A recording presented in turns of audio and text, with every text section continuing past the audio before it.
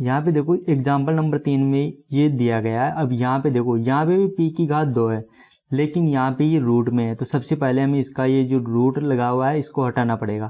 तो हम इसको नोट करके इस तरह से लिख सकते हैं। यहाँ पे y था और यहाँ पे था ये x पूरे फंक्शन में गुणा में था, तो सबसे पहले हमने x को हटाया तो ये हो गया y/x।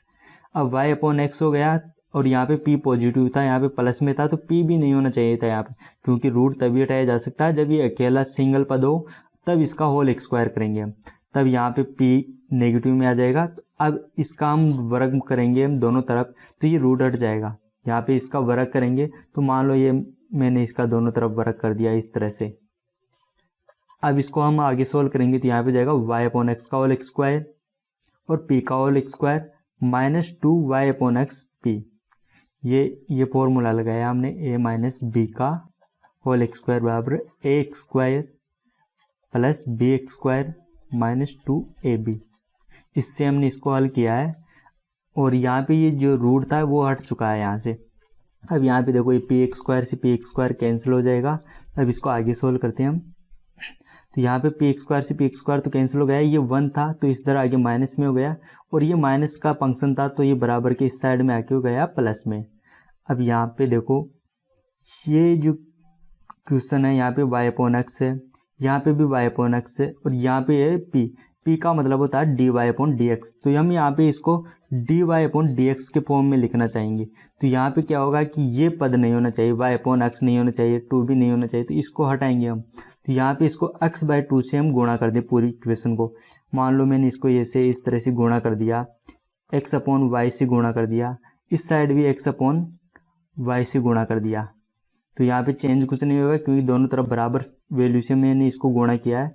तो यहाँ से अब देखो ये पूरा इसको और इसको कैंसिल कर देगा और यहाँ पे भी एक पावर को कैंसिल कर देगा, तो इसको हम इस तरह से लिख सकते हैं। यहाँ पे ये जो कैंसिल हो जाएगा इस तरह से, और ये है जो एक बार कैंसिल हो जाएगा तो ये घात 2 नहीं रहेगी, केवल एक बार रहेगा। तो यहाँ पे हो जाएगा dy/dx, यहाँ पे हो जाएगा dy ये x/y, तो यहाँ पे हो जाएगा ये x/y, ये हो जाएगा माइनस और ये एक बार इससे गुणा होगा तो ये हो जाएगा y/x। लेकिन यहाँ पे ये 2 था तो 2 से इसको डिवाइड भी करना था, तो 2 से डिवाइड करेंगे तो यहाँ पे तो हट जाएगा 2 और यहाँ पे डिवाइड में 2 आ जाएगा। तो इस इक्वेशन को इस तरह से लिख सकते हैं। अब देखो यहाँ पे ये समघात इक्वेशन दिख रही है, तो आप इसको y/x = v इससे प्रतिस्थापित करके आप इसे हल कर सकते हो। मैं इसे निरीक्षण बाय इन्फेक्शन मेथड से सोल्व करके दिखाता हूँ, आप इसे इस तरह से सोल्व करोगे तो ज़्यादा इजी रहेगा।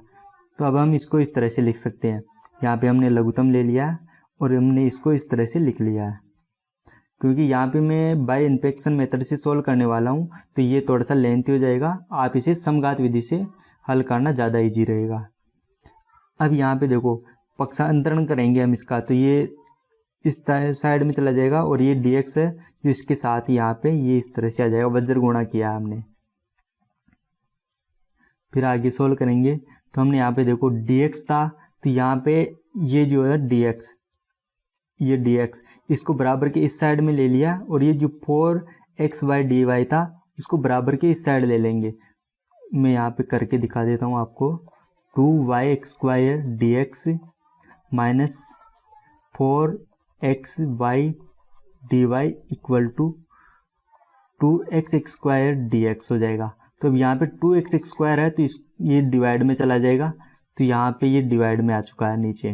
तो यहाँ पे 2 से तो ये कैंसिल हो गया क्योंकि यहाँ पे देखो ये 2 कैंसिल हो जाएगा, यहाँ पे 2 कैंसिल हो जाएगा, तो यहाँ पे 4 के स्थान पे 2 रह जाएगा।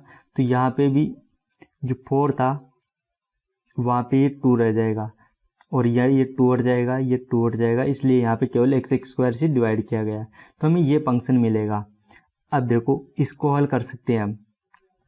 ये जो पूरा फंक्शन है तो निरीक्षण मेथड के जो फॉर्मूले है वहाँ से मैंने ये फॉर्मूला लिखा है, तो इसको हम डायरेक्ट इस तरह से लिख सकते हैं और dx को हम dx से लिख सकते हैं। इसका इंटीग्रेशन करेंगे तो हमें डायरेक्ट मिलेगा ये। अब इसे हम x से गुणा करेंगे पूरे फंक्शन को, तो x से गुणा करके इस तरह से लिख सकते हैं।